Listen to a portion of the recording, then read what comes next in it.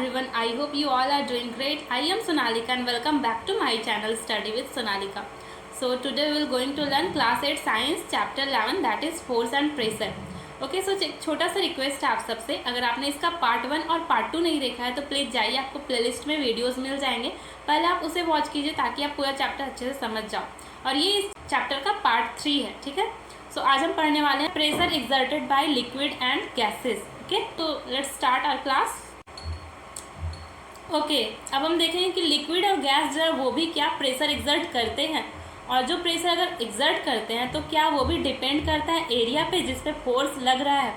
तो चलो ये देखते हैं। हम एक एक्टिविटी दिया हुआ है, एक्टिविटी से हम समझते हैं। यहाँ पे आपको क्या करना है, ग्लास ट्यूब लेना है, ट्रांसपेरेंट ग्लास ट्यूब लेना है दो, और दोनों में क्या करना है, वाटर फिल कर लेना है। देखो दिख रहा है आपको, दोनों में वाटर फिल है, एक में हाफ वाटर फिल है और एक में फुल है, और दोनों के एंड पे रबर का बैंड लगा देना है, ठीक है। रबर का बैंड लगा, देखो यहाँ पे लगा हुआ दिख रहा है।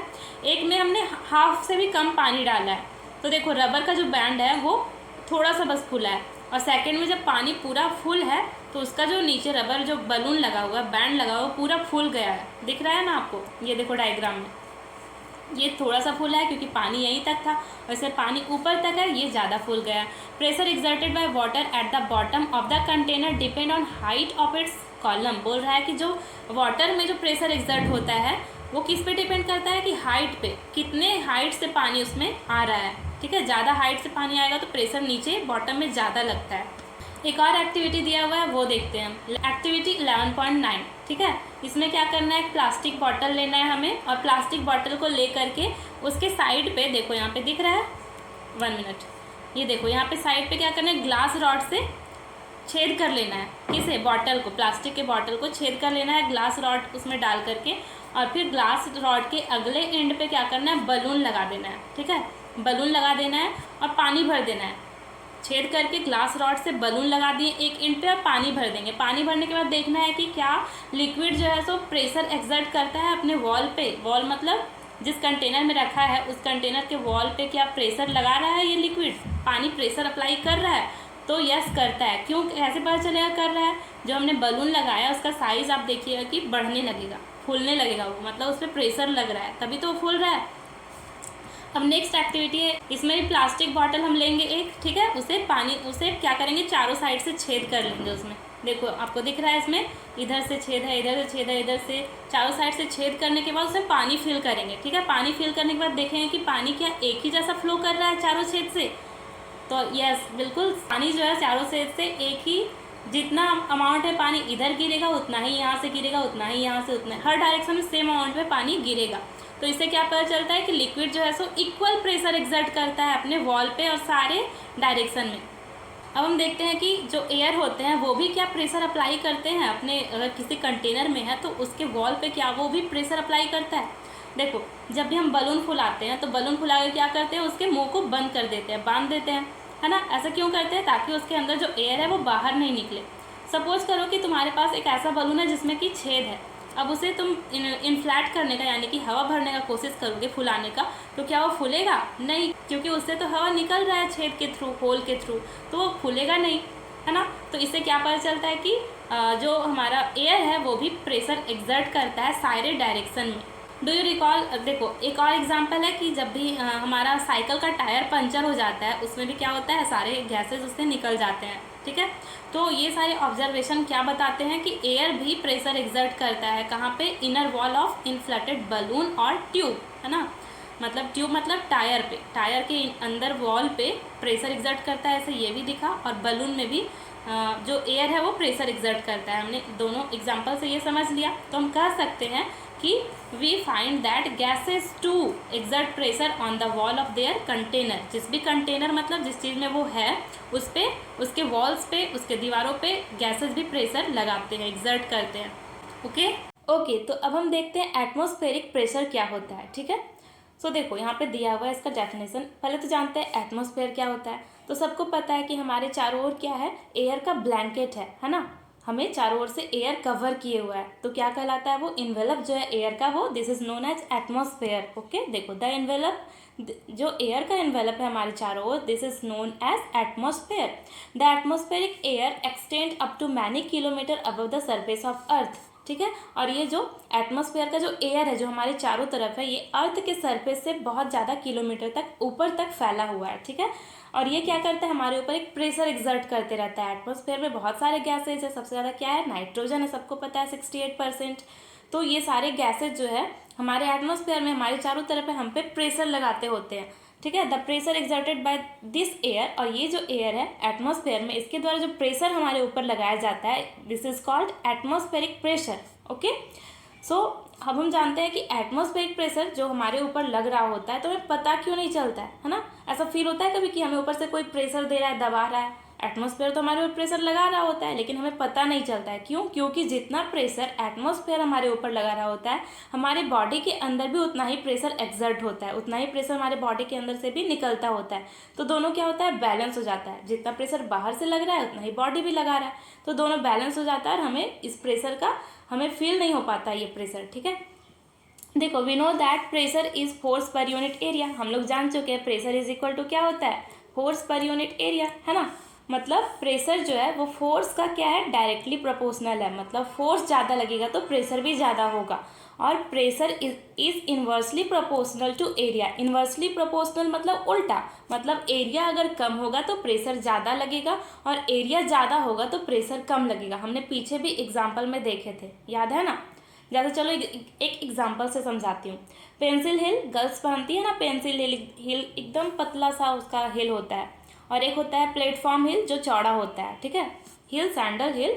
तो पेंसिल हिल जो होता है वो पहनने से क्या होता है, प्रेशर ज़्यादा लगता है हमारे पैरों पे। कुछ टाइम के बाद दर्द करना शुरू कर देता है प्रेशर ज़्यादा लगने की वजह से। क्यों? क्योंकि उसका एरिया जो है वो कम होता है, तो उस पर प्रेशर ज़्यादा लग रहा है। वही अगर हम चौड़े हिल वाला सैंडल पहनते हैं तो उसका एरिया ज़्यादा रहता है, तो ज़्यादा टाइम तक हम पहन पाते हैं बिना दर्द किए, है ना। तो उसका एरिया ज़्यादा होता है, इसका मतलब प्रेशर कम लग रहा होता है, तो हम पहन लेते हैं ज़्यादा समय तक। लेकिन पेंसिल हिल को ज़्यादा समय तक वियर नहीं कर पाते हैं, तो इसके पीछे यही रीज़न है, ठीक है। चलो यहाँ पे एक दिया हुआ है एग्जाम्पल डायग्राम दिया हुआ, देख लेते हैं हम सब। यहाँ पे क्या दिया हुआ है, बोल रहा है कि इमेजिन करना एक यूनिट एरिया है जिसपे एक सिलेंड्रिकल सिलेंडर जो है वो खड़ा है, ठीक है। जिसमें क्या भरा हुआ है ये दिख रहा है आपको, यही है वो सिलेंडर जिसमें ये जो बबल्स दिख रहे हैं ये क्या है, एयर बबल्स, यानी उसमें एयर पूरा फिल है। Then the force of gravity on the air in this cylinder is atmospheric pressure.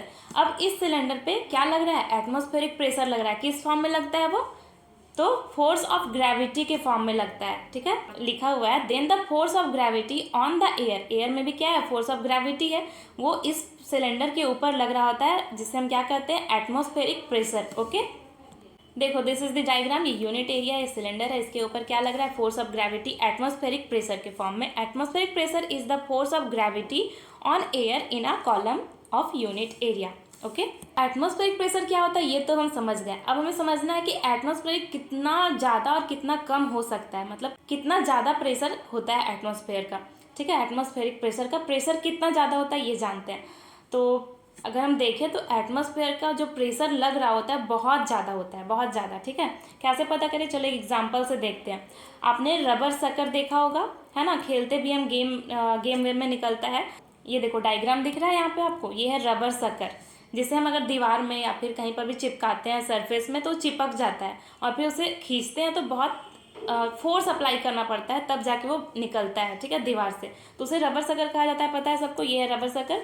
तो क्या बोल रहा है कि क्या करो, एक रबर सकर लो, उसे जमीन के सरफेस पे चिपकाओ, ठीक है। जैसे इसने चिपकाया है यहाँ पे, ये देखो इसने चिपकाया है ना यहाँ पे, ऐसे ही आपको चिपकाना है। उसके बाद उसे उठाने की कोशिश करना है, वहाँ से निकालने का आपको थोड़ा फोर्स अप्लाई करना होगा, तब जाके वो वहाँ से निकलेगा, है ना। ऐसे करना पड़ता है। वहाँ पे होता क्या है, वो चिपक क्यों जाता है, वो निकलता क्यों नहीं है। ऐसा इसलिए होता है क्योंकि रबर सकर और सरफेस के बीच का जो जगह है वहाँ पे एयर जो होते हैं वो एयर हट जाता है, वहाँ से एस्केप हो जाता है, ठीक है। वहाँ से जो एयर है, गैस है, वो हट जाता है, यानी बीच में अब कुछ नहीं होता है, वैकेंट होता है, खाली जगह होता है सरफेस और रबर सकर के बीच में। तो उसके ऊपर कौन सा प्रेशर लग रहा होता है जो उसे वहाँ से हटने नहीं देता है, चिपकाए रखता है, तो उसके ऊपर एटमॉस्फेरिक प्रेशर लग रहा होता है, ठीक है। बीच में तो कोई सा गैस नहीं रहता है और वैकेंट है अंदर बिल्कुल सरफेस और रबर सकर के बीच, लेकिन बाहर से उस पर एटमॉस्फेरिक प्रेशर लग रहा होता है, उस जो कि उसे वहाँ पे रोक के रहता है, उसे वहाँ से निकलने नहीं देता है। हमारा जो प्रेशर हम लगाते हैं उसे वहाँ से निकालने के लिए एटमॉस्फेरिक प्रेशर से ज़्यादा हो जाता है, तभी वो निकलता है, ठीक है।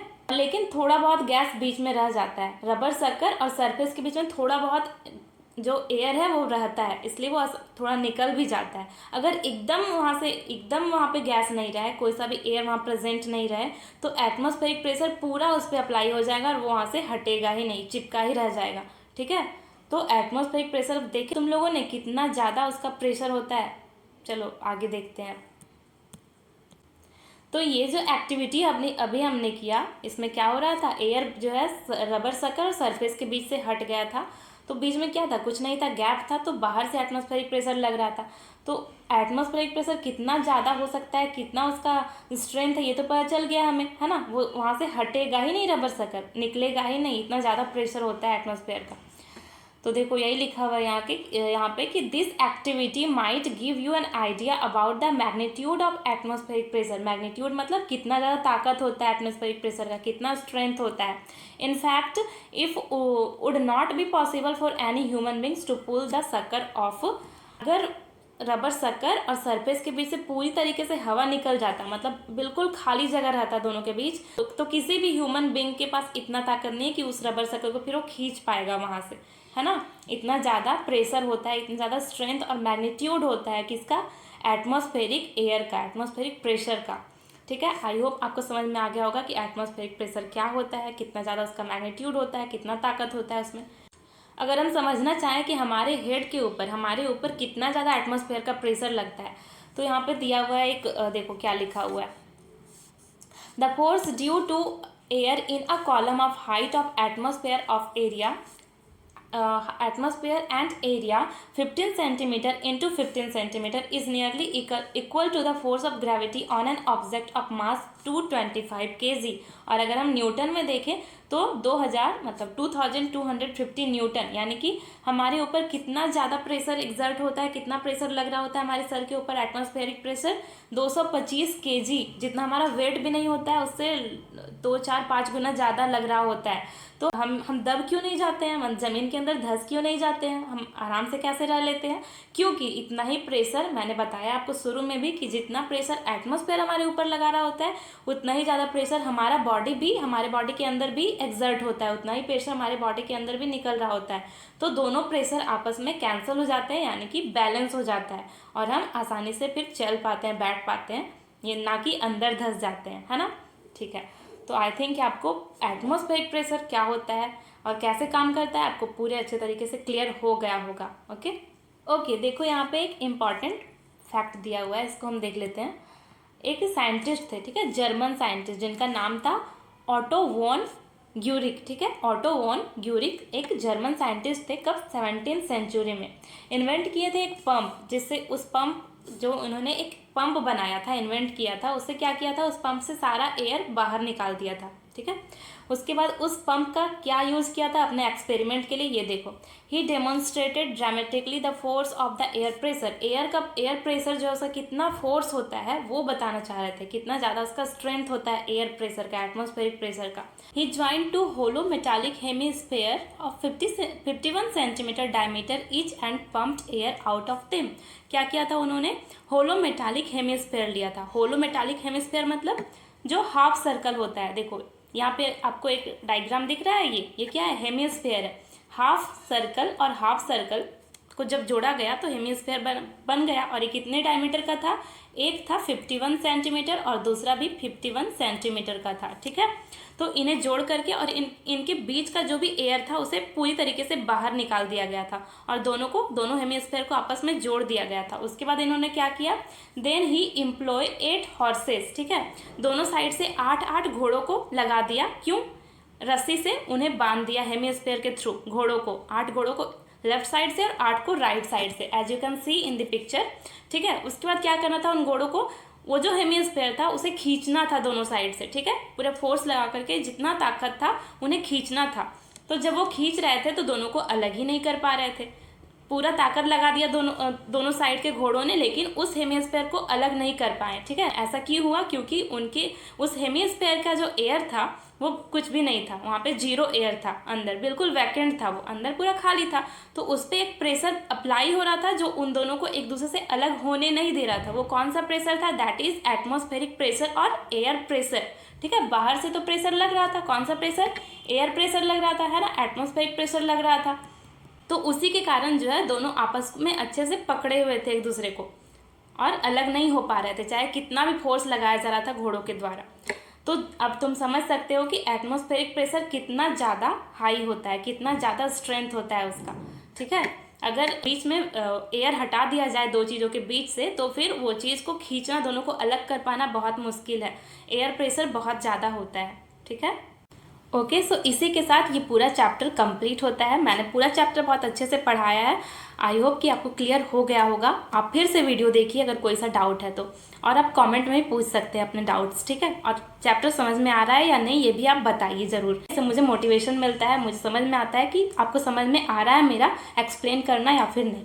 Okay, so that's all for today's class. Please don't forget to like, share और subscribe my channel if you like the content. Okay, ताकि आपको upcoming videos के notification भी मिलते रहे. Okay, thank you. Thanks for watching.